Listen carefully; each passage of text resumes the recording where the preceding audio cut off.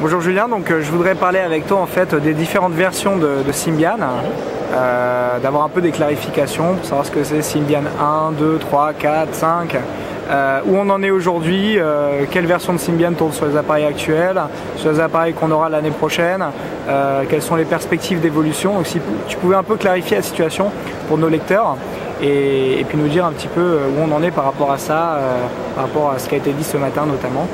D'accord. Donc en fait, Symbian 1, c'est S60 5e édition. Nokia a fait donation de son code, nous a offert le code à la fondation et c'est basé sur la série 60 version 5. Au niveau de l'évolution, on va dire qu'un N97 par exemple c'est Symbian 1. Depuis Symbian 1, il y a eu des contributions de Nokia, il y a eu des contributions d'autres partenaires comme Orange, Sony Ericsson, Samsung, etc. Nokia a aussi fait évoluer la plateforme et a fait évoluer Symbian vers Symbian 2. Donc Symbian 2 est maintenant fermé. Les fabricants ont la possibilité de développer des téléphones en utilisant Symbian 2. On a des fabricants au Japon et essentiellement l'opérateur NTT Docomo qui est activement en train de développer des téléphones sur Symbian 2. Au niveau par exemple, le N97 version 2 qui vient de sortir aujourd'hui et le N97 mini, certaines des fonctionnalités qui sont disponibles sur ce téléphone vont être transférées sur Symbian 2 et Symbian 3.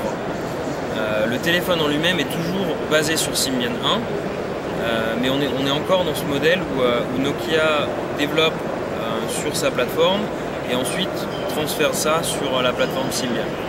L'évolution au niveau du futur, des prochains développements, c'est qu'une fois que tout sera open source, Nokia récupérera la version Symbian et fera l'intégration des produits sur cette version-là. Donc ça, c'est une période de transition encore. Au niveau de Symbian 3, la fermeture de la contribution de Symbian 3 sera en février 2010, ce qui est dans 3 mois après, 3 mois et demi. Et à partir de ce moment-là, on a ce qu'on appelle la phase de solidification, pendant laquelle on arrête de développer des nouvelles fonctionnalités, mais on va corriger les bugs, on va améliorer, optimiser le système et ce genre de choses.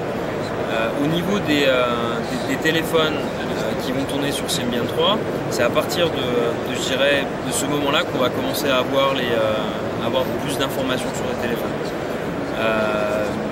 Au niveau des fonctionnalités de Symbian 3, il y a une évolution de l'interface graphique, définitivement, une amélioration du touch, la possibilité d'avoir du multitouch, du gesture, tout ce qui est geste sur l'interface.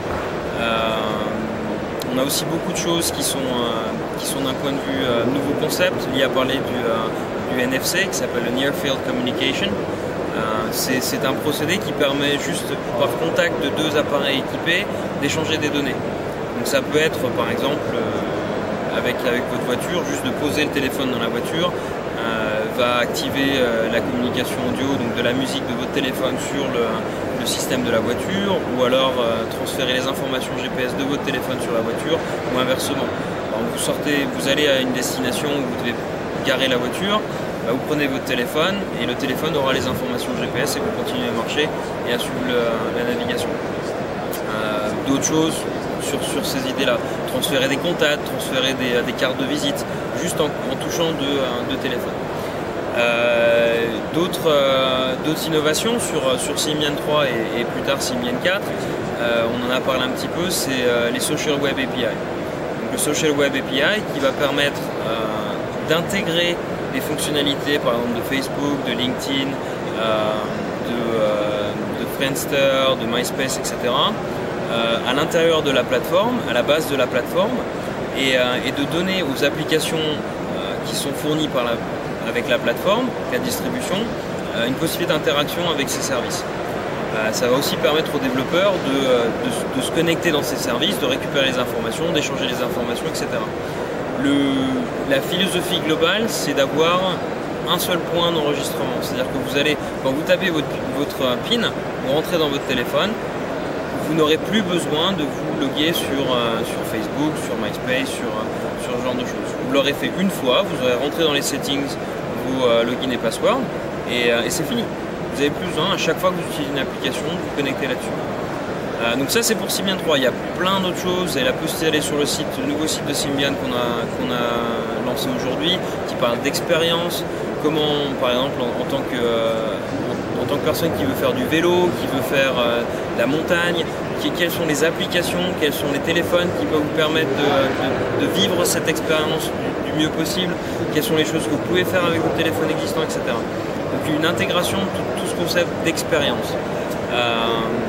Au niveau de Symbian 4, l'évolution d'interface graphique avec beaucoup plus de touch, beaucoup plus d'interaction, d'animation et ce genre de choses.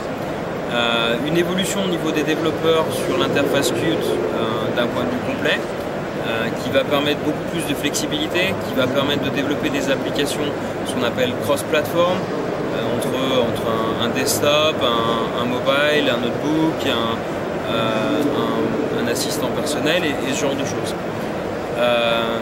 Aussi une intégration plus développée au niveau du réseau, des supports pour les nouvelles technologies, LTE, 4G, qui vont permettre des débits, des bandes passantes beaucoup plus importantes, plus de contenu, plus de vidéos, plus d'audio et ce genre de choses. On parle beaucoup de Symbian 4 au niveau de la compatibilité. Les gens se disent mais attention, ça va casser la compatibilité. Qu'est-ce que la compatibilité? La compatibilité, c'est la possibilité d'installer une application d'une version précédente sur une nouvelle version. La possibilité de développer une application, de continuer à développer une application sur différentes versions de la plateforme.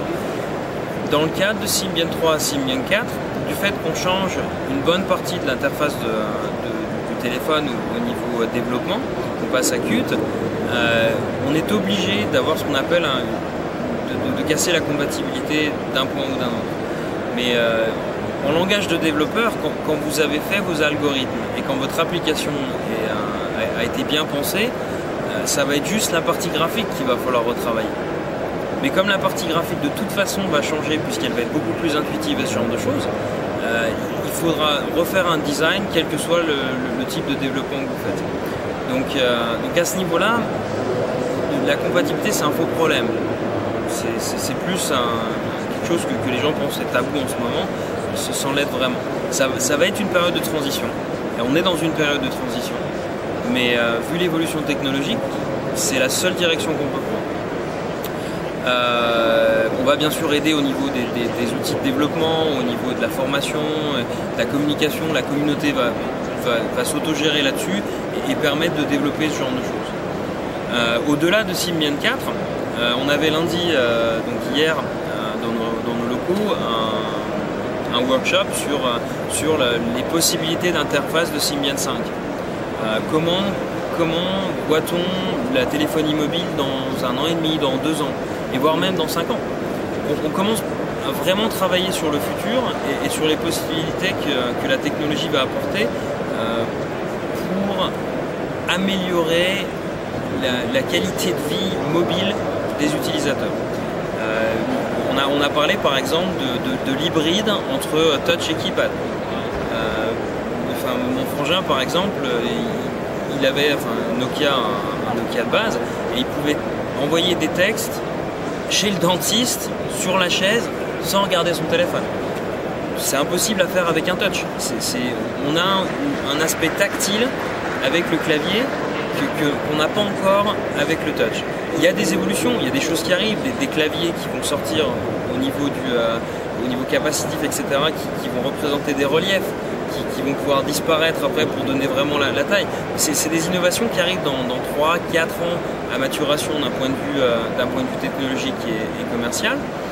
Donc on est obligé de trouver d'un point de vue interface graphique des éléments qui vont nous permettre d'effectuer la transition. Donc un hybride entre touch et clavier serait quelque chose qu'on pourrait avoir dans Symbian 5 pour permettre aux gens qui développent des nouveaux téléphones d'innover aussi pour les utilisateurs. Merci Julien.